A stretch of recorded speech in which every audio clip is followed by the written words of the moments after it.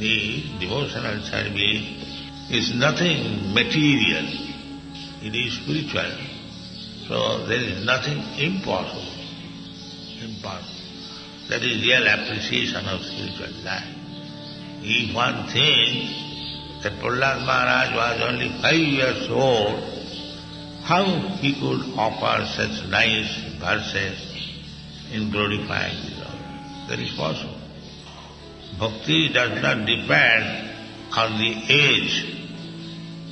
Bhakti depends on sincerity of service. It is not that because one man is older than me, therefore he will be greater devotee. No. Ohituki apratihata. First of all, bhakti must be without any motive. Without any motive of personal sense gratification. That is real bhakti. Anna vilasita sunnam.